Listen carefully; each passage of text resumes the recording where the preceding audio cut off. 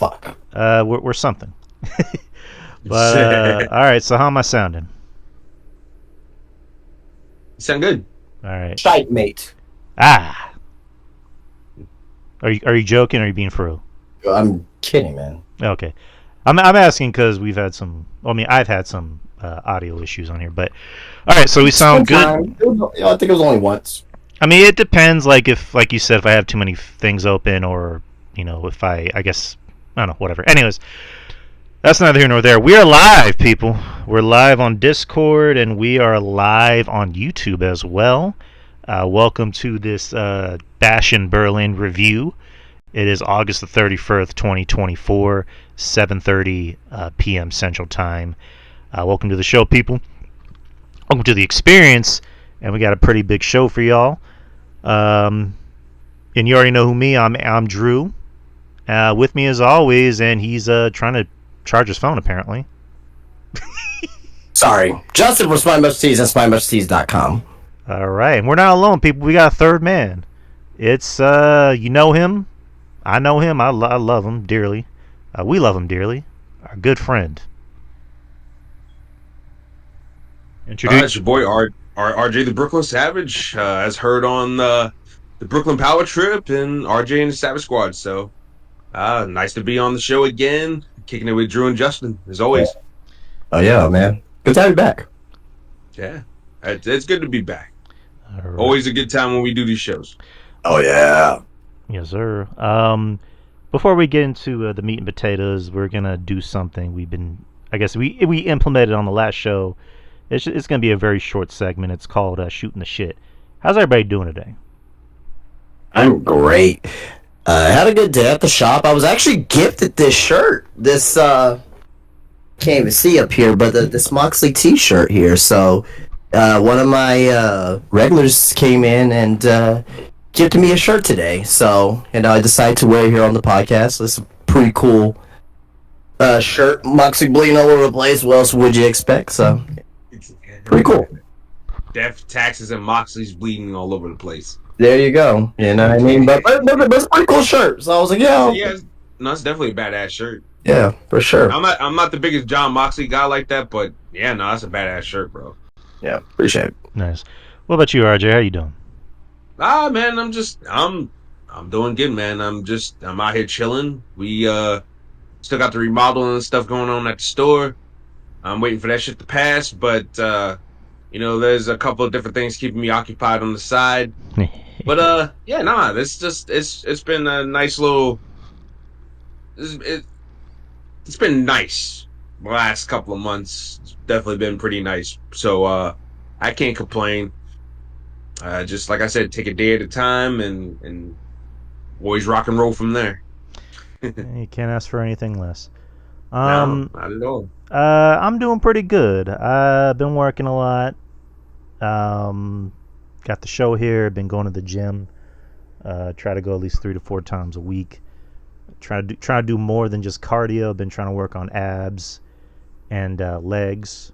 So it works because they always say if you're not in pain, it ain't working. So other than that, can't complain too much. But yeah, man, we're getting ready to talk about this pay-per-view, PLE, Yeah. whatever you choose to call it. So let's get some shit started. So WWE Bashin' Berlin. It was earlier today at 12 p.m. Central Time, 1 p.m. Eastern. On the Peacock, on the cock, as we like to call it sometimes. August 31st, 2024 is in Berlin, Germany at the Uber Arena. 5 matches. I think that's kind of what you needed. It was a pay-per-view that ended before 3. So that's just lovely. I think it ended like literally at 3. But didn't really watch the I watched a little bit of the pre-show. I know there was like a Gunther vignette where he was at the gym and he was just shit talking Randy Orton. So that was kind of fun. Did you guys watch the pre-show at all? Well, a little bit of it. It wasn't priority though. Yeah, same. There's no matches or anything like that. Why do I need to sit and watch a whole hour of video packages that I can watch on YouTube? I mean, you're not. Or that they've shown already. Like, it doesn't. I think Triple H needs to maybe spice it up a little bit. Maybe if you're not gonna have a match that has any consequences on the pre-show, maybe why not just, I don't know, if you want speed to be a big deal, why not just co-stream a speed match or something, or a speed title match? I don't know. I'm just thinking of ways you can have some type of consequence on the show, even though the speed stuff, that's more of an X thing. But Yeah. I think that would be a perfect opportunity to get some more eyes on it if people aren't looking for it. So I don't know. I'm just thinking on the top of my dome ways you can really shake that thing up, because too much of the talking that can get a little draggy, man. Yeah, I mean, it was a 2-hour pre-show as well. That was another thing. So, I kind of agree. I would like to think that they would. This is what I think they should do. They should have like the first hour, like first hour, talking vignettes and things of that nature, and before the top of the second hour, you have your match. Then after that, you can have like your talkie segments again. But again, like if you do that, is going to be enough people in the arena, things of that nature. So I get what they're doing. Triple H is doing the old NXT Black and Gold format, but even on those shows, sometimes they even have pre-show matches too as well. So like 2015 NXT, 2016 NXT. So I mean, there's pros and cons to it, but like I wasn't, to me, for the pre-shows, is like, you don't have to watch it if you don't want to, pretty much. So if there is a match, great, but like if there's not a match, is really optional, and I don't really think it's really offensive to me. It's different with AEW. AEW is like you got 3 or 4 sometimes pre-show matches, and it's like, some have consequences, right? Kind of like with Will Nightingale and Chris Statlander. You know what I mean? That tag team match that happened at Wembley. So, but like if you don't want to sit there and watch a whole nother 2 hours of pro wrestling, then that's already added on the top of a 4-hour show for AEW. Then I totally get it. So, yeah. All right. And speaking of speed, they announced that there's going to be a speed for the women's division. Which they announced that. They announced that a few weeks ago. Which I don't know. You guys have watched the speed matches, right? I've seen a couple. I haven't seen all of them, but I've seen a couple. They're pretty fun. I like the concept.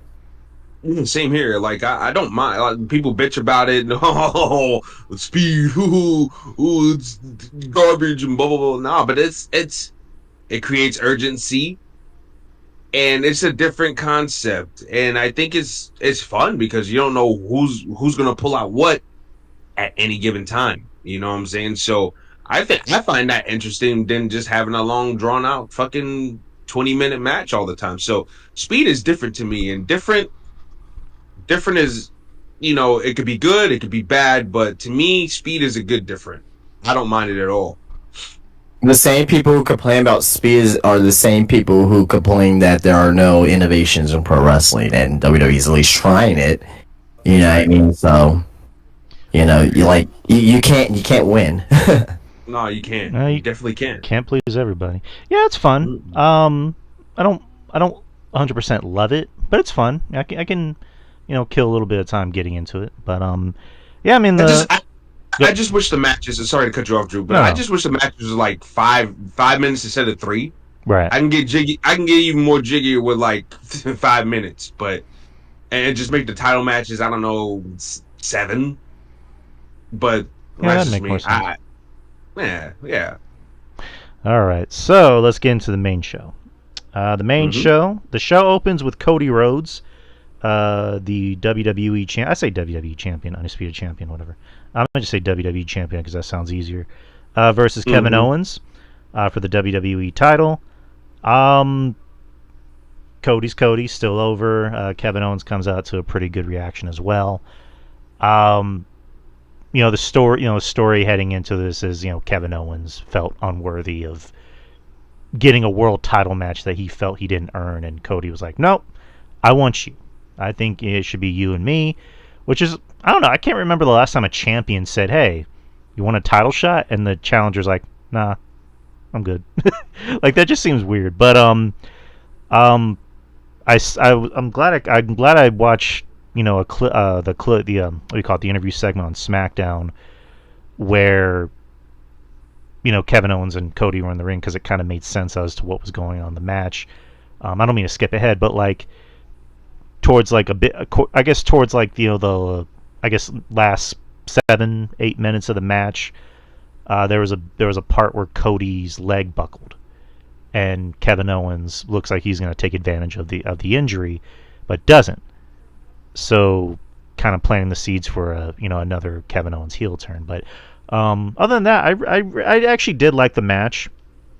Of course, the fans got into it. The international fans, they do love getting these pay-per-views, PLEs, whatever you want to call them. And it shows. Like, and I'm happy for them. Sometimes the chants can be a little, they can be a little annoying. Not gonna lie, especially in the main event, and we'll get to that when we get to it. But yeah, this is a good match. I think it started to click probably a little better, maybe in like the second, or like in the middle of the second act of the match. Cody obviously getting the win, and I thought it was a good match. Very, very good match. What'd you guys think? Well, I thought it was a very good opener. They told a good story in the match. The only thing I did not like is Cody. He goes to the well too many times. What I mean, he always does some version of a Cody Cutter, always does some version of Disaster King, always does some version of the Crossroads multiple times in the match. Nothing wrong with that. It's a formula, but it's just that I wish it would kind of change it up a little bit. Didn't make the match bad. The match was still, I thought, pretty great. It picked up definitely, towards the middle and end of it. And also on top of that as well, I like the story that was being told with, the late development about Cody Rhodes' knee, and they brought that up on Friday, and Kevin Owens with the killer instinct. They still have that killer instinct, to win a singles championship that he has not won in 7 years, that they mentioned many times on commentary. But it was a good opening match. And one thing too as well is that I'm pretty sure that we knew that Gunther and Randy Orton was going to main event because obviously they're in Germany or whatnot. But that goes to show you what kind of champion Cody Rhodes is, that he's willing to open up, the top guy, open up a show like this to basically give up a spot for Gunther and have Gunther have his moment. So good match. Nothing fantastic, nothing great, but I thought it was very, very good. All right, RJ. I agree with you guys. I thought this match was very, very good. I like the storytelling as well. With Kevin Owens battling his inner demons, does he still have the killer instinct? Does he have the gall and the gusto to go after one of his good friends and the business like that? Does he have that dog to rip off Cody's leg and knee and use it against him? Obviously, he didn't have it tonight, but I thought Kevin Owens. I was more impressed with Owens, his performance in particular. I thought he was deep in his bag. He was hitting a lot of moves that we hadn't seen him do in a long time. Kevin was looking really, really sharp. And I'm not saying he doesn't usually look sharp, but he in particular was looking really, really sharp here. He tried to make the best of his opportunity. And Cody, I agree with you, Justin, going for the well a little too many times. But also, I had another problem. I had a problem that he kicked out of the stunner twice. I didn't like that either. Because kicked out of the stunner, and I'm like, really? Come on, man. Like, we couldn't... Y'all smart guys. Y'all couldn't have a foot underneath the rope or something to break that up. Like, especially the way Cody was dropping and selling for the stunner. Like, he twirled and he dropped. Like, he got shot, in a drive-by. Yeah. And it's like you couldn't twirl and drop and put your foot underneath the rope or something like that to break it. That's like, I didn't like the fact that he kicked out of the stunner twice. It might be a small little nitpick, but I just hate when guys kick out of finishers like that over and over again or multiple times in a match. In this case, it was twice, so I didn't like that. But I thought the match was really good. It wasn't fantastic. It wasn't blow away, but it was definitely a really good opener, a really good WWE Championship match. And I'm with you, Drew. I'm just calling it a WWE Championship at this point. I ain't doing that long Universal Undisputed. Man, forget all that shit. Saying all that. So RJ, let me ask you something, because I don't think we ever talked about Cody's title reign. So, like, me and Justin kind of went back and forth about his title reign. It's not terrible, but like I think what would have made it work better is if he had heels to work with. Yes. Because because I was under the assumption that when the draft happened, he would have went to Raw, since Raw is the flagship show. It's going to Netflix. Cody's kind of, well, not kind of. He is the babyface in the company, not just in the company, in wrestling. And now he's on SmackDown. And I remember Justin specifically said this after Mania, that you're going to see what kind of champion Cody wants to be. And Cody clearly is the guy who wants to just go out there and have really good wrestling matches. And that's all fine and good, but it's just like, for the past 2 years with Cody, it's always been about finish the story, taking down the evil bloodline, and the evil Rock and the evil Roman Reigns. And then he does, and then the first title defense is against AJ Styles, and it's 50-50 booking. And it's like, that match with AJ in a vacuum, when you look at it as a wrestling match, it was a really good wrestling match. But it's like, AJ should just be a heel and just use heel tactics to try to, beat Cody, where Cody has to fight from under to win. Instead, it's just 50-50 booking. And I heard this on a podcast, and I forgot who said it, is, if there's 50-50 booking, nobody's over. Yeah, and that's true. So, Justin, I don't know if the word I don't want to put words in your mouth, Justin, but like, I don't know if the word you use is boring, as far as like talking about Cody's title reign.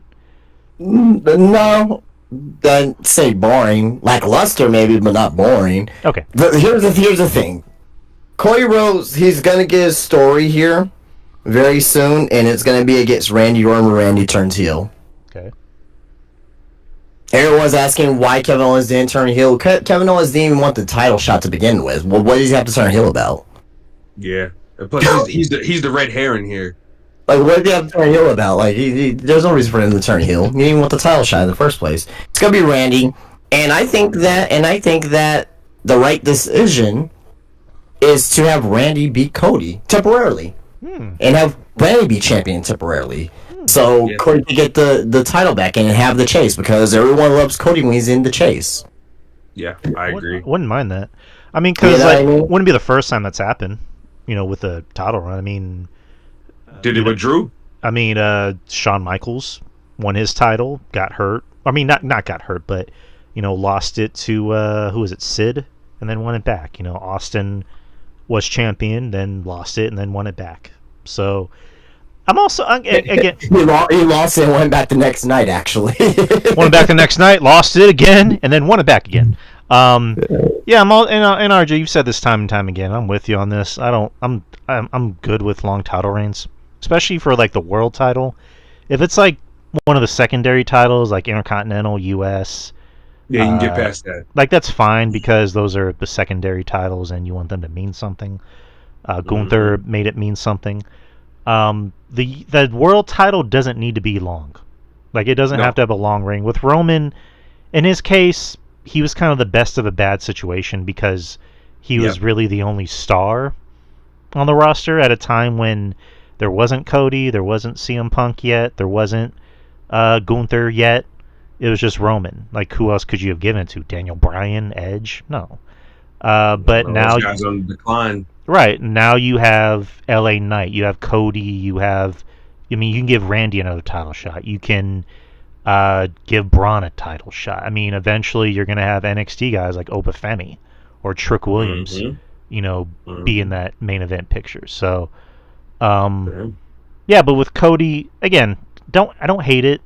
Little lackluster, like Justin said, but it's just like, the 50-50 booking I'm not a fan of. But with Cody, he's kind of, I guess, trying to think of the mindset of like a professional Cody wrestler. He's been winning. No, I'm not. Again, he's winning. I know that, but there's no 50-50 booking. You gotta lose to have 50-50 booking. Yeah, but like, he's, again, example, AJ, like, that was a 50-50 match. With Kevin, this made sense because the story being built was that Kevin didn't feel like he earned a title shot. He didn't think he was worthy. And then you're toying with the idea of Kevin being a heel. So, But So, do you think so? So, what do you think is better? Have a competitive match back and forth, or just have Cody not saying squash, but like being in total control, dominating through the match, and just have him win? I think that'll be worse. I think when there's a story behind it, depending, because and I keep going back to the AJ match. With the AJ match, it was just like, hey, I want to face AJ because I like AJ, and I love AJ, but AJ is the guy who should be putting over the other guy. And like I mentioned with that match, like the Logan Paul match, I really liked. I thought that was kind of under the radar because Logan is kind of the perfect heel for Cody at the time for the time being.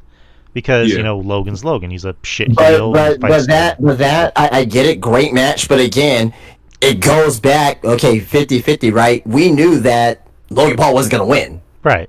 Because he was United States champion, right? So I'd much rather have it like this with someone with like Kevin Owens or AJ Styles. We know that they're not going to win either, but it's a more higher chance for them to win because of the unknown. There was that unknown with AJ Styles, like, oh man, he faked the retirement. Are they actually going to give him the belt? We knew it wasn't going to happen, but it had that scenario in our head. We didn't have that scenario in our head for Logan Paul. Logan Paul's United States champion. He ain't going to win the fucking WWE championship. Yeah. It's kind of like what happened tonight. Oh, sorry. Go ahead. Go for it. No, I was going to say, to add to your point too, like AJ Styles' desperation because of the fact that he faked the retirement. How desperate would AJ Styles have been to win the championship? How far would he went to do it? And I actually like that match. I actually like was it the Last Man Standing? I Quit. What was it? I actually like that match better. But I don't know. Just again, personal opinion. I would have preferred if Cody went to Raw because you would have had more heels for him to work with. That's just me. I mean, he's gonna have his heels coming up here. I mean, but again, though, like heels, baby faces, yes, he does need heels to work with. But if there's story that's involved, because he's already like this is the first babyface match that he's had. Yeah, because AJ was heel. Because obviously the fake retirement. So AJ was heel, Solo obviously, Logan Paul. So yeah, he has heels to work with. It may not be the heels that we want to see, but he has heels to work with. And once Randy turns heel, this conversation that we're having right now may be irrelevant at this point. So. And by the way, they're threatening us with another Solo Sikoa Cody match. By the way, Oy. Yeah, possibly Bad Blood. Maybe, we don't know. I wouldn't do that Bad Blood, but I wouldn't do that Bad Blood. I'll do it on the first SmackDown on USA. I'd do it too. Just go ahead and get it out of their system. Get it out of their system. Solo Sikoa does not need another pay-per-view match. And that'll be a great time to bring back Roman too. Yeah, definitely. And maybe have turn Randy heel too. Just overbook the shit. Just do it all right there.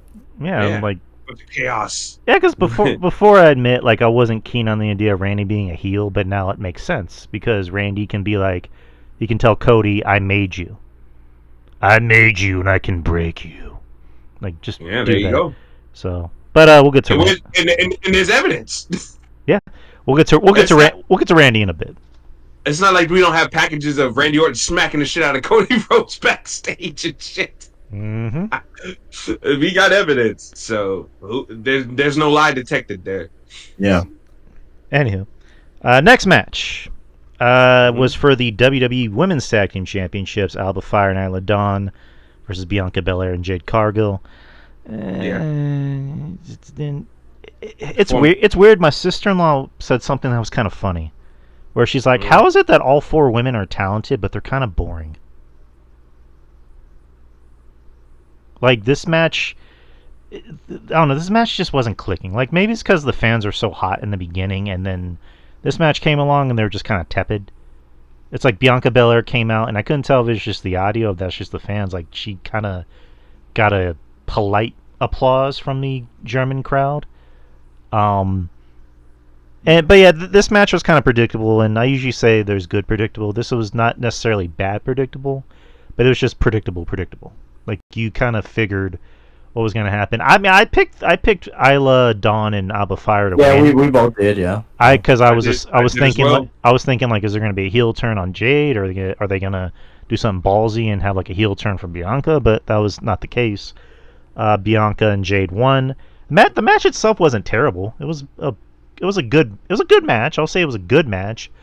Wasn't anything I'm going to remember in 2 months, but it was what it was. That's the most polite way I can put it. Alba Fire and Island Dawn, they had a pretty decent title run. It's kind of weird because like for the first, I would say, month or maybe less than that, they kind of weren't really doing anything. And then for like the last month is when they started to wrestle more and have, better matches. Not to say they didn't have good matches before, but like that's when you start to see more and more of them. They had a pretty good triple threat women's match, on Raw a few weeks ago. But again, not to say this match was bad. You kind of can figure where it was going to go. But yeah, Bianca and Jade are tag champs again, which makes sense because they're the stars. They look like stars, and you need those tag titles to mean something. So, but what'd you guys think? I would get rid of the tag titles Agreed. and make a mid-card belt. Agreed. This doesn't do anything. It doesn't. Like, I don't care what anyone says. The tag titles. This is the worst thing about WWE is these women's tag titles. Just make a mid-card belt and just have that champion go between, each brands. But, I will say this. I thought the match was fine. I won't necessarily say good, but Jay looked pretty good here. Yeah. You know what I mean? Well, she looks better than what she usually has, so I will say that. But outside of that, match not memorable at all. Jade and Bianca winning, like, I don't know. I think they may want to try to have this match go to WrestleMania, and they probably figure like, hey, we can't have this story go for 6 months or 5 months. Like, we probably want this to go maybe for 3 months, and I think they probably want to have probably have Bianca turn or Jade turn or whoever turn, possibly close to the beginning of the year or the end of the year. So. But yeah, Jade didn't look too bad. She didn't look too bad out there. I mean, a lot of the gist of the match was Alba and Isla trying to keep Jade out of the match, and then when she finally got in, that's when the crowd started to get a little bit more hot for this match. Hot tag. What'd you think, RJ? Yeah, to me it was just formulaic isolation, tag match, trying to keep Jade on the apron and out of the match. I thought Alba and Isla were fine. Bianca was fine. I thought Jade looked good. She didn't fuck anything up. She didn't try to do too much. Did the last match, she botched the springboard and kind of trying to do a little too much. But she stuck to the basics and she looked fine. And they won the titles. I agree. I think it's time to pack it up on these women tag team championships. We don't even have teams. Shawn Michaels got the teams. He got the use for it. I'll give him that. Michaels could make at least 4 to 5 teams in NXT right now and outdo Triple H with the women's tag team championships. So I'll give Michaels that, but Triple H is just it's not happening with the main roster stuff. So I agree. I'd say scrap those belts. Bring in the mid-card belt already. Shawn Michaels proves that it's kind of working. While though I'm not a fan of his current mid-card women's champion right now, I think that he's showing that it can work and it can have some use. So I think Triple H needs to follow suit. But I thought the match was okay. I didn't think it was crazy or anything like that. It was fine. It was a match that I don't think needed to be on this pay-per-view. No, it should have been on the show yesterday, if we're being honest. Yeah, it should have been on It was a SmackDown match. Like, I agree. I 100% agree. But who would you replace? What's the replacement match? Melo and Andrade. Shit. Especially if you announced the winner of this series, you announce the best of 7. The winner of the series gets a title shot at LA Knight at fucking Bad Blood or right. Why wasn't LA Knight on the show? That's another big thing. Like LA Knight, still over.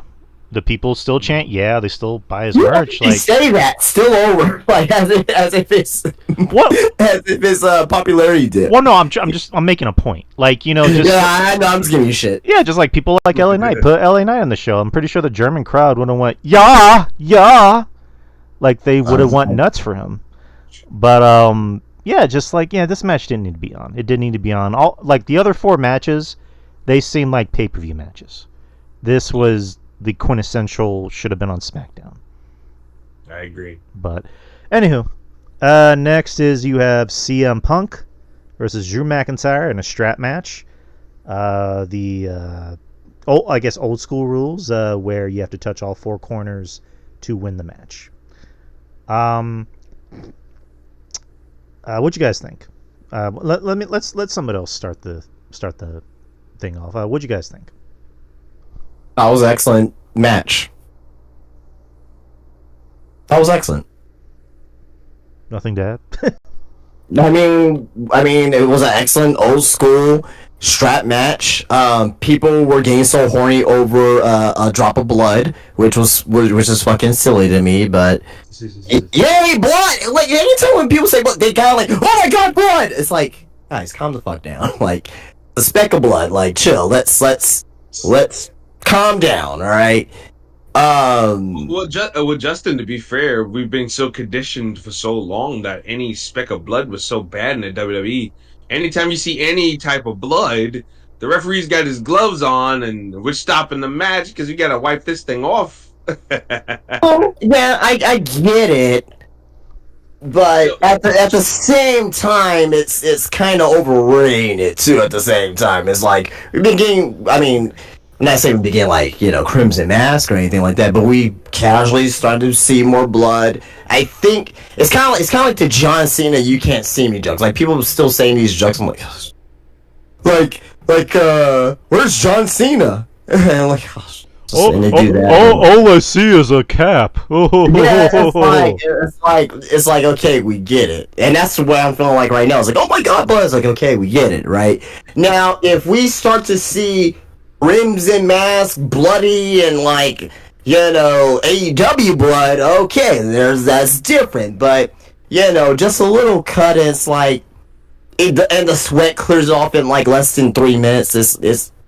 Is that really something to get happy over? You know what I mean? But anyway, but the match I liked. I really liked the match. A great story told. They used the strap as an enhancement to the match. I like the lights. How obviously to tell who's who, rare, because Drew was the red and Punk was the green. And love the story at the end when Punk took off. He did the GTS. It was like the 4th or 5th one, whatever it was. Took off the bracelet and hit the last turnbuckle with that bracelet. So, really good stuff. Very good stuff. Now, as of right now, we believe that this is going to be another match. Bad Blood, Hell in a Cell. We get that's where it's possibly going, right? But how do we get to that point? Because as of right now, Drew McIntyre needs to do something because this story was about the bracelet. I'm sorry, go ahead. I was going to say, let me cut you off. Let me just add to it. I agree. I was just thinking about that earlier because I was listening to Brooklyn Power Trip, RJ, and you brought something up too, like CM Punk, has, so far he's been happy-go-lucky CM Punk, and that's cool, but it's like, we don't need CM Punk to be angry. We need CM Punk to have more vitriol in these promos, especially with Drew, because I don't know how you guys feel about this. Again, obviously I love the feud. It's probably it's more than likely the best feud in the company, but in some ways it kind of feels one-sided, and I'll explain why. Because with CM Punk, Drew McIntyre is obviously has more reason to be angry than Punk. Punk's whole thing is, you injured me, you took me off the shelf, so I'm gonna make your life hell. And with Drew, he cost him the title twice, at Mania and in Scotland. With Drew, yeah, he took the bracelet, but I think what Punk did was maybe far worse. With Justin, to add what you were saying, Drew needs to really do something that sends Punk over the edge, to where it's like, yeah, this needs to be a Hell in the Cell. This warrants a Hell in the Cell. Right. So I mean, that could be matter of anything. Like he can kidnap Larry. He can, break into his home and terrorize AJ. Oh God. I mean, he can take the bracelet back. He can take the bracelet back tomorrow and break it. You know what I mean? Which I don't want to see because I think that would be a little silly. But regardless, right? I really think that they really need to amp it. I mean, they're gonna get there. They're gonna get there. I don't think they're gonna disappoint us because Raw has been they've been great at that development from week to week to week. So I thought the match was excellent though. Yeah, like Drew Yeah. can. Oh, sorry, Roger. Go ahead. No, I was going to say because I know you wanted us to go first. I thought the match was really really good. I thought CM Punk. I thought Punk looked good because I was watching for Punk to see how how he was moving, how he was grooving, to make sure hey, this guy still got it. And then I thought he had a good performance in particular. Both men did well, but I was looking at Punk. I was paying attention to him more extra than usual to see how he moved. And I thought Punk did well. I thought both guys did well. And yeah, this is a really fun strap match. And, I agree with you guys. Got to take it up a notch for the Hell in a Cell because obviously that's where we're heading. That's where most of us believe this is heading, and it has to end that way. They're tied to peace now. So, yeah, we have to really amp it up. I would even suggest that Drew McIntyre give AJ Lee a fucking future shot, but Or Claymore. Ooh. or Claymore. Oh my god! Do like with Randy Orton and Triple H in 09, where like he just ties CM Punk to the post, and he just like gives her a Claymore while CM Punk is handcuffed. They probably won't do that. Like they're probably gonna wait till Netflix to do shit like that. But I'm just like, dude, come on. Like you got to do something to really amp up this feud. Or like Drew can like while Punk is like at a Raw in like I don't know Long Island or whatever, like Drew's like, hey Punk, I'm in your neck of the woods in Chicago, I'm outside your home, the lights are on but nobody's home, nobody, and I don't know, something like that. But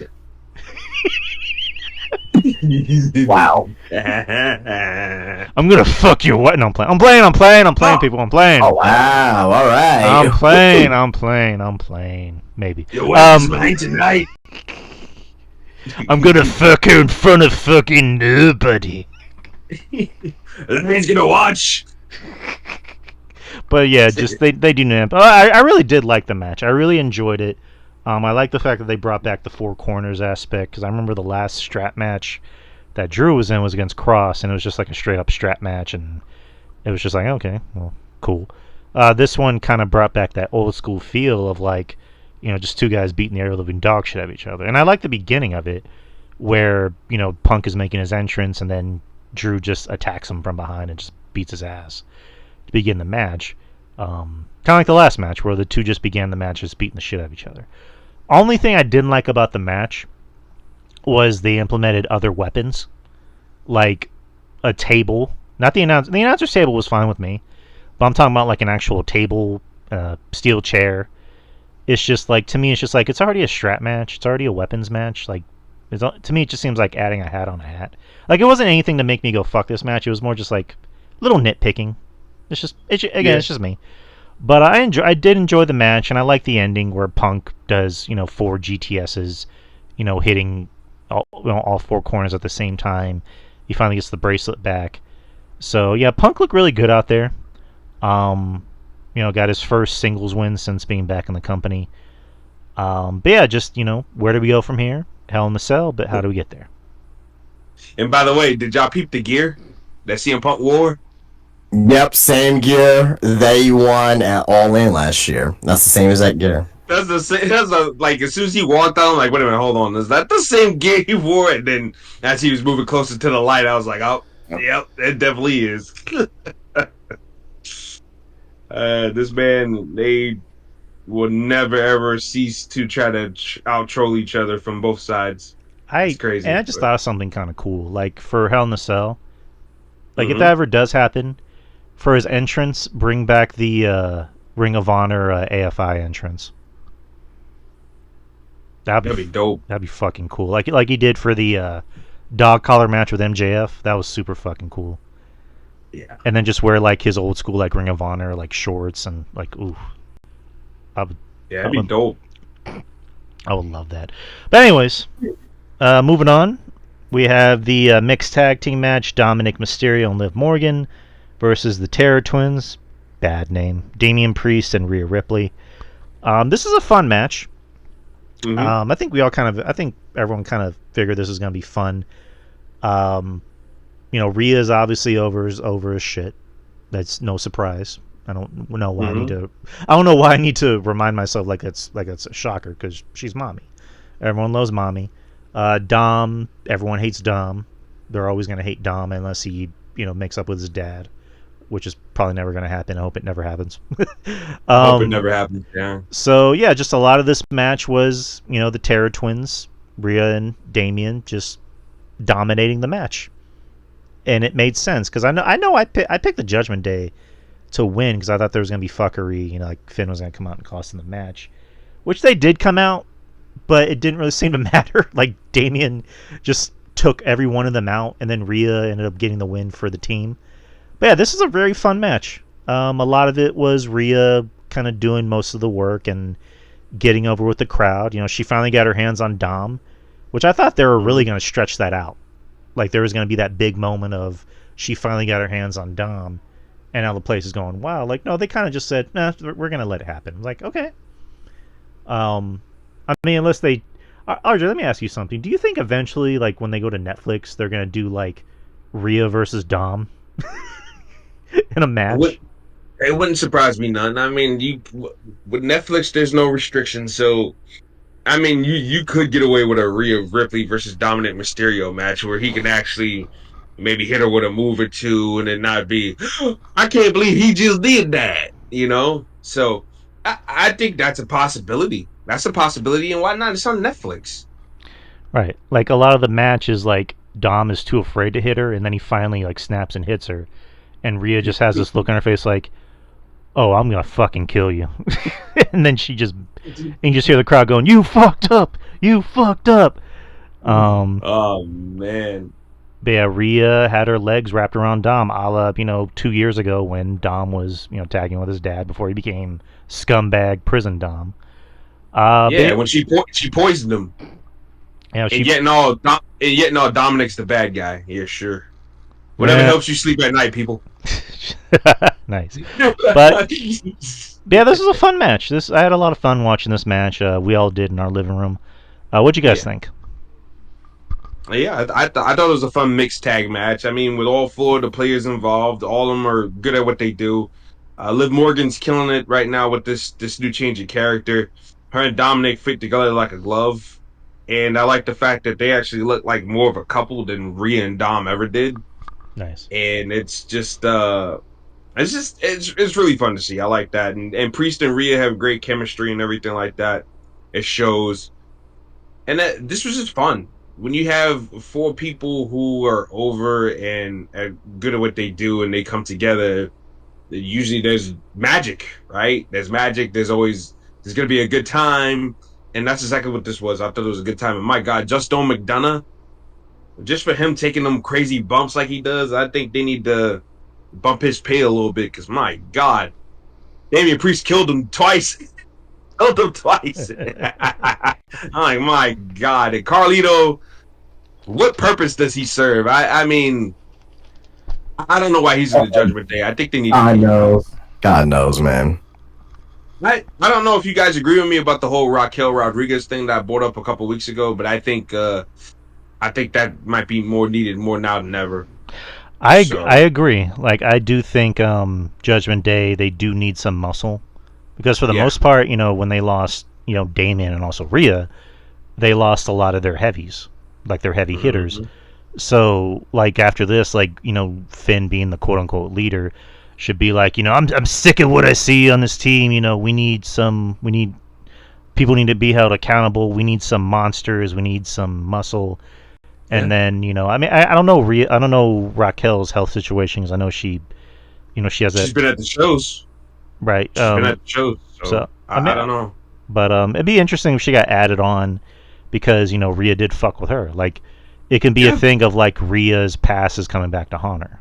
Kind of like with Jay, like kind of like how they almost did with Jay. I mean, they kind of did it with what they kind of did it with Drew. I mean, well, they did do it with Drew, where Jay's a face, but he's not going to be automatically forgiven by everybody. Kind of like with Rhea. Rhea's now a face, but not everyone's going to forgive her because she did kind of fuck over a lot of people. She fucked a lot of people up. That's how I don't understand how Liv Morgan's the bad guy in this situation. Right. She's trying to bring her on. She's trying to bring her on. I disagree with Raquel. Just basically because of what she's been going through lately. How is anyone going to boo that woman? No, they're not. But no, I mean, Raquel's just one example. I mean, who else would you add on the group for muscle? I wouldn't add anybody. Well, I mean, they need muscle. Well, why would you need to add someone? Well, they need muscle because the group's kind of small. Who said every group needs to have muscle? I mean, you kind of do. Yeah, you need. Not really. You need a cleanup guy there, man. Did DX need muscle? I mean, they had China. Yeah, China and Triple H is a fairly big guy. Road Dogg, or not Road Dogg, but Billy Gunn was a fairly big guy too. I mean, all these JD, the leader is small. The leader itself is small. He's small. I love Finn Balor. Don't get me wrong. Like I'm not some size queen or anything like that. But it's like, did you know that Hook was 6 foot? Who? Hook is 6 foot. No, the fuck he's not. He's not 6 foot. Stop saying he's 6 foot, Justin. It's 6 foot. I put it in the chat. What? There's he did lacrosse. And it shows that his height is 6 foot. What? I'm just saying. I mean, he doesn't. I mean, Hook doesn't look like a midget or anything like that. So Was it? I mean, Drew thinks he's like 5'9". I mean, remember when they said Adam Cole was 6 foot? Hey, I'm looking at college records though. yeah, they don't lie on college records though. Anyway, wrestling is they stuff shit. I'm just saying, just give the guy credit. He's 6 foot. hey, what do you think about the Astros? They're fucking terrible. Justin knows my trigger, and I know Justin's triggers. So, I didn't get that trigger. I didn't get that trigger though, because I know they're fucking shit. So, or just the city of Houston in general. Come on, man. We know that's the worst city in the fucking world. Come on, man. For any listeners of ours are in Houston, where to send your hate mail. But anyways, yeah, this is a fun match. But yeah, I do agree. Judgment Day might need to add a new member, and as much as I love Carlito, he's not really doing much for this gang. Okay. So we add a new member, right? Yeah. And you're saying possibly, she could be Raquel, right? What's some other members that we can talk about possibly adding to? I brought up Omos. Hmm. I brought up Omos because of the fact that they're not doing anything with the dude on TV, and if Triple H ain't a fan of his wrestling, Triple H ain't a fan of him, I don't think. yeah, just use him as a visual, man. Like you could even recreate the whole Bad Luck Fale Finn Balor aesthetic with him riding on his shoulders to the ring. Ah, man, I was against Omos until you said that. Shit. Or just his arrogance, but there's plenty of like green big guys. Maybe you can just bring up for the aesthetic. They don't have to do all that much. You ain't got to wrestle. Hey, yeah, a lot of guys in NXT you can use for the job. Like Braun Strowman wasn't ready for prime time when he first got there, but he looked like, based off his look alone, that's why he got the gig. Like so, and he got better. He got better. So who's to say that maybe they couldn't make lightning strike twice when it comes to that? So Josh Briggs. One thing about Josh Briggs, from what I've been seeing over there in Japan, he hasn't been getting talked about in Japan, but Tevion Heiss is. Tevion Heiss has been getting like a lot of notoriety in Japan. I haven't really heard anything about Josh Briggs over there in Japan. And just not to say that he's like doing bad or anything, but it seems like Tevion has been getting all the attention. Yeah, all the attention over there. Yeah. And Justin, from watching a lot of New Japan and stuff like that, Japanese, they love big white guys, 6'6", that can hit a lariat. Yeah. Speaking of JBL's everywhere right now too. Oh yeah, he came out on He's been everywhere lately. Impact last night at their pay-per-view. He may end up being here next week because we're gonna have the TNA pay-per-view next week and Impact as well. So Nice. I thought that was on the 13th. I think it's next week. Could have sworn it was on. I think you may be right. You may be right, but I think it's on the 6th and 7th. Or I may be wrong, but I got one, and this is just a pipe dream because he's, I don't know his contract situation, and he, can't be here yet. But Wardlow on the Judgment Day. I don't think Wardlow needs to be in another group. Okay. Yeah. He doesn't need it. Why would we take him from one group to another? He needs to be on his own. That's number one. Number two, Wardlow is so he's so misused and buried over there in AEW. He needs to go to NXT just to get that stank rebuild his shit back up. Mm-hmm. No, I agree. Yeah, Drew, had he not been in two failed groups, because let's be honest, as much as I love the Pinnacle, I love the idea of the Pinnacle. The Pinnacle is a bust. Right. And I'm about to say United Kingdom, the Undisputed Kingdom. As much as I wanted to love it, everybody knows I'm a big Adam Cole fan, but it's a bust. It's a bust. I'm honest. I could be a big fan of somebody, but I call it like it is. Yeah. It's been a bust, and Adam Cole is one of the big reasons why it's been a bust. Tony Khan should have changed directions. The devil should have been Jack Perry. I will still stick to that. Yeah. Should have been Jack Perry. Yeah, I agree. Somebody that could it would have been a whole lot more better and effective because hey, he wasn't hurt, he wasn't injured. Adam Cole was, and it's just like, dude, it would have been a whole lot more better in my opinion had they would have went that route. But I mean, at the end of the day, Jack Perry's still, still doing his thing over there. But I agree though. I agree. I think that was at that point shouldn't have been Adam Cole. They just fucked that up.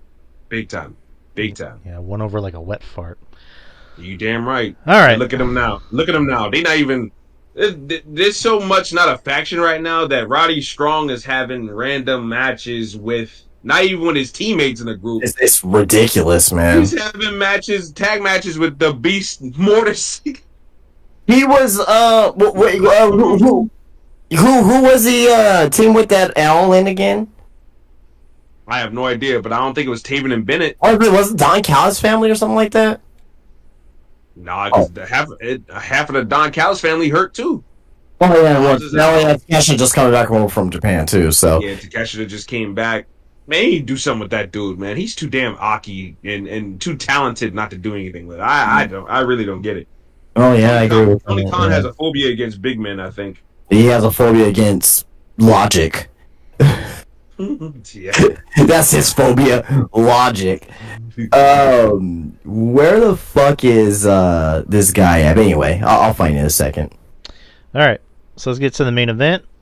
The main event for the World Heavyweight Championship. You had Gunther, the hometown boy, versus Randy Orton. Both coming out in like different shades of red, which I thought was kind of off-putting. I don't know. Gunther kind of wearing like a maroon red, whereas Randy come out wearing like kind of like the bright red shorts. Yeah, that's kind of like going back to like the 2004 Orton. The Legend Killer Orton. Yeah. How long was this match? Does anyone know? I think it went over 20. I want to say. I think there was a point in the match where somebody said we're at the 25-minute mark. I'm like, this match has been 25 minutes. Yeah, 25 minutes, something like that. Yeah.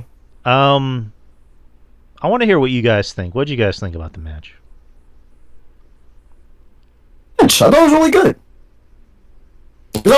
Like usually the. Oh wow, the match went 34 minutes, but it was slow. Jesus I know that Christ. much. It was slow. It was slow. It felt like 25 minutes to me, but it was slow and methodical. And it picked up halfway through. They wanted to give Gunther like a long match, obviously because they're in Berlin. But I thought the match was very good. you know what, Randy, basically Randy was kind of working heel in a way because he was working on the arm, and Gunther was kind of getting like a babyface reaction for obvious reasons, right? So they may turn some people off, but but I thought the actual story being told in the match of Gunther's arm being worked on and trying to block, for his chops to be less effective. I thought that was very good. Randy actually, making Gunther look vulnerable, also like throwing him through the announce table and all that stuff. I thought it was, very good spot as well, and in a good point in the match to have Gunther look very vulnerable, even though we knew he wasn't gonna lose. Yeah, I mean, and fucking Gunther just choking him out at the very end. I mean, kind of like similar way he does to like someone like Dragunov, because that's Dragunov. In their first match in WWE and NXT UK. So, but I thought it was a good match. Nothing fantastic, but I thought it was good. RJ, what'd you think? I thought it was a fine match. Orton working heel was the kind of the right way to go, obviously. And I like the fact that he was working on Gunther, saying the chops wasn't effective. I thought that was really smart because I didn't think Randy Orton would be taking all them chops like that, anyways. To be honest with you, I'm not trying to call Randy Orton a puss or nothing like that, but he ain't taking all that shit. So I thought it was fine that was a working point for Randy Orton to work on the hand and stuff like that. I thought this was a fine match. I thought this was better than the King of the Ring match. Yeah, by far. Mm-hmm. By far. I don't know. The blown spot kind of irked me a little bit, Drew. This one had more of just a more of a permanently sticking landing. So Right. that's why I'll put that one above this. And it was a world title match too. And I like the fact that Randy Orton gave him his flowers after the match, shook his hand and everything like that. That was a really good touch. Gunther looked really good as champion. And I told Monty the other day, because Monty was like, man, you should have Randy Orton beat this guy. I'm like, wait, what? Oh God, Monty. I'm like, what? No. I'm like, what? No, I said, what? Sorry. Monty, I said, let's think about this for a second here. You think Triple H is really going to take the belt off of Gunther in less than a month? Championship reign to give it to Randy Orton? Where Randy Orton has a clear program waiting for him against Cody on the next show? Like, come on. Can I do an impression of Monty responding to that question? Go ahead. Facts. There you go. I just thought that. I thought that was crazy. Love you, Monty, like a brother, but I just gotta be honest. I'm sorry. We're just being honest here. Can't do that. But no, I thought this was really fun though. I thought Gunther and Randy went out there and they had a really good Titan fight, as I like to call it. So right. Man, I feel like the odd man out. I actually didn't enjoy this match as much as you guys. There's nothing wrong with that, bro. I actually enjoyed the King of the Ring match a lot better. Granted, there was the blown spot. Maybe I need to rewatch this match again to understand it better. Was it because it was too long? That and also I think the pacing was I know how you feel about long matches. So. Like as long as there's good pacing. The pacing in this match was kind of off. It was a little methodical, especially right. Orton working as the heel. Like Orton's, heel matches tend to really go a little. The pacing's draggy, Right. Yeah, he had the nickname Randy Headlock Orton for years. So it's kind of like when people like a movie and think it's amazing and it's the greatest thing I've ever seen. I'm just like, I'm not saying it. It's like with Longlegs. Everyone thinks Longlegs is a masterpiece. And I'm just like... Never heard of the movie in my life. Longlegs, It just came out with Nicolas Cage, serial killer. Anyways, that's not a here nor there. That's where I'll catch it, I guess. But anyways, yeah, like I'm seeing people on social media saying that this is a masterpiece, great selling, blah, blah, blah. I'm just like, I don't know, maybe I need to rewatch it because I wasn't feeling it. Didn't hate it. I wasn't feeling it. There were some points where I was kind of bored. And also maybe Gunther's injury. I don't know if that was by design or that was for the match. But it just... I don't know, like something about the match just didn't work for me.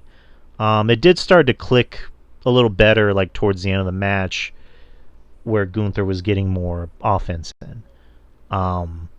Made sense for Gunther to win with a sleeper hold because, he was trying to go for the power bomb. He finally got a power bomb once, and then, Randy kicked out, but kept trying to go for it more than once. But, either his arm couldn't handle picking Randy up, or Randy would somehow counter it. But wasn't a terrible match by any means. Very good match. I don't know if Randy... I mean, I get with Randy, he's, 44 years old. He can still go. He looks amazing. I don't know if he needs to have 34-minute wrestling matches to prove that he can still go. It's kind of like with Edge, where Edge, when he came back, he's like, I'm going to have these Broadway classics. And it's just like, no, you don't, Edge. I'm sorry. With Randy, I think this match could have just been maybe 22 minutes at best, and it still would have been, great. I get it. Gunther's in his home country, basically, and he needs to prove himself, and he wants to go out there and have this, this barn burner, this classic, this Broadway, classic or whatever. I don't know. The match didn't work for me the way it did for other people. Didn't hate it, but I didn't love it. I'll just keep it that way. Would you prefer it had it would have been somebody that matched Gunther's freak? To put it in modern terms, Somebody gonna match my Well, freak. if there would have been Ilya Dragunov, it would have been this long. I mean, it would have been a different match, but No. at least like the Right. physicality would have kept up. You know what I mean? Oh That's yeah, what I mean. they would have been killing each other. You see, I wouldn't have Right. been as nitpicky as I am now. But like with Randy, it made sense because with Randy, his axe to grind is like, you didn't actually beat me. Like you won, but you kind of didn't win. That win was tainted. And for Gunther, he's the ultimate competitor of like, I need to prove myself that I can beat Randy Orton.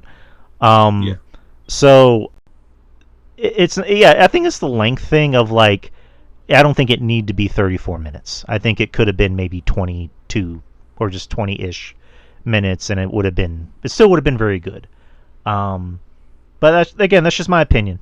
It didn't hate the match, didn't love it. Just kind of didn't work for me the way it did for other people.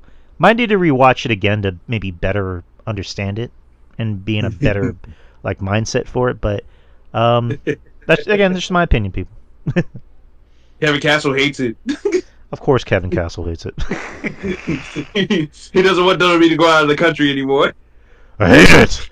Oh, I hate it because I hate it. He's singing, the singing in the chants. God damn it! I hate it. I don't know, man. I can get why people definitely feel that way. But look, I'd rather a live active crowd than a dead crowd, bro. I don't know. Like I got mixed feelings about it. I understand where Kevin's coming from, but like the chants didn't bother me. The only thing I hated was when they started doing the wave during the main event. I fucking hated that. Like, I mean, if you're gonna do a wave, as much as a dick thing this is to say, like if it's during like a meh match, whatever. I mean, granted, it's still kind of a dick thing to do because it's a match. But during like Gunther and fucking Randy Orton, like you're gonna do a wave? Like that was fucking annoying. Like I can't tell people what to do with their money, so they do whatever the fuck they want to do. I can't either. It's just fucking annoying. If that's how they want to express themselves and they think that they are doing the right thing by doing the wave, let them do the fucking wave. Mm-hmm. Oh, it's just annoying as shit. I mean, the other chants, they don't bother me. I mean, they're kind of silly, but it's just maybe I'm just being an ignorant American. But yeah, it's fun. The international crowds are fun. They're obviously having fun because they only really get these shows for like live events. Now they're getting like a full-fledged, pay-per-view. Yeah. But they don't really bother me. But just the wave thing, I think, is kind of douchey, in my opinion. But any final thoughts on the main event? No, I thought everything, at least on my site, that needed to be said was said. Yeah, same here, man. I got nothing else to add. And then Gunther and Orton shook hands, and there we go. That's how we end Bash at Berlin. Any closing? Okay, well, we already gave our closing thoughts. Final grade, letter, number? What do you want to say it? So the funny thing is, as you soon as say that, I see on Twitter that it's saying that Bash in Berlin was better than All In. No, it wasn't. Good show. I give Bash in Berlin 7.5 out of 10. But you know, like these shows here, I don't really see like a 8 or a 9 or probably 8, but like a 9 or a 10. I don't really see that for shows like this. And I also don't see it being like a 5 or a 6. Usually I have that middle ground, 7.5 out of 10. That's you know, that's pretty damn good if you ask me. So, but you know, if we have a 5-match card, like, you know, you can't really get like a 10 show or a 9 show like that. So, right. RJ, what'd you think? Well, I give it a I give it a 7 out of 10. I didn't think anything was extravagant or pop worthy. Very predictable card. So that takes points away from it for me. There was no like surprise or anything like that. Something that made me go, "Oh shit!" There wasn't that moment, so to speak. So right. Yeah, just 7 out of 10 for me, man. And I as somebody that thought All In was a little too draggy at times last week, I cannot sit here with a straight face and say that Bash in Berlin was better than All In. yeah. So Right. I can't say it with a straight face. So, but no, I had fun. I had fun with this show. I had fun with the show, but nothing was extremely crazy on it. I don't think anything is gonna be overly memorable from this show. Right. Nothing. No, I mean, not that it has to be memorable, but you know. I'm probably with you guys on this. I would say maybe like a 7. Yeah, I would say it's fair. 7 out of 10. It was an enjoyable show. For the most part, I mean, yeah, it's just like with 5 matches, how much? I mean, it's kind of weird to say that because like NXT, you know, usually puts on 5 matches and they usually put on better shows, in my opinion. What's the work rate? You know, tomorrow might be the best show of the weekend, more than likely. Mhm. But which Jeff Lippman will be joining us. We'll be live on here and also Yeah. Discord, so look for that, people. But yeah, just 7 out of 10. Wasn't really anything that was like extravagant or like anything I'll, you know, I know a lot of people use this terminology, but not really anything I'm gonna remember in a month or so. But yeah, just me. So match of the night, least favorite match of the night. What did y'all think? Match of the night, strap match for me. The least favorite match of the night. Not gonna say least because it was bad, but just the one that I rate the lowest is the women's tag team championship. I agree with Justin, and I agree with Justin on that. Yeah, samesies. Yeah, the strap match, I was looking forward to it. It delivered. And then just the women's tag match wasn't terrible by any means, but it was just like, out of everything on the show, it was just like, eh. I was kind of to it because you kind of figured where it was going. Yeah, that's kind of how I look at it. That I think it's you know we're all on the same page as far as like grades and matches goes. But all right, people. That is our Bash in Berlin review show. We did an hour and 8 minutes. I think that's all we needed.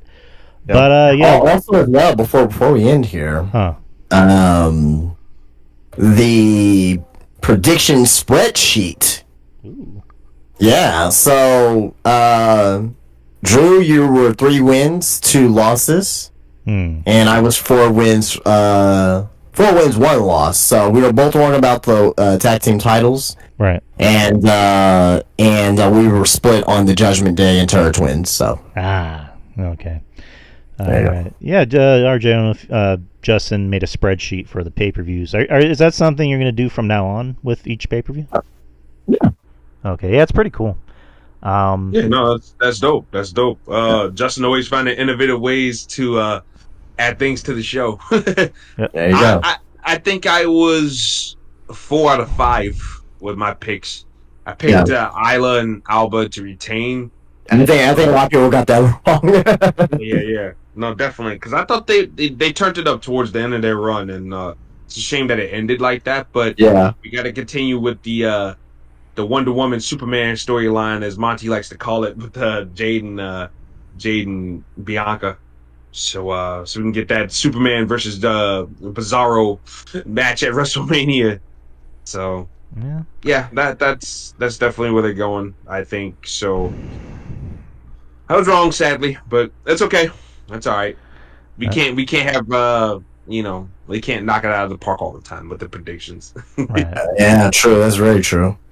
But tomorrow, like I mentioned earlier, will be NXT No Mercy. And of course, we'll be back here tomorrow night with Jeff Littman. Jeff Littman will be joining us. And we will start right after No Mercy. No Mercy is going to be starting at 6. And it should end, like, I would say somewhere around 8:30-ish. Around this time here, yeah. So we'll be starting pretty much like right after the show. So we'll be live on the Wrestling Soup Discord as well as YouTube. So look for that to happen, people. But we're done for the night. I want to thank RJ for joining us tonight.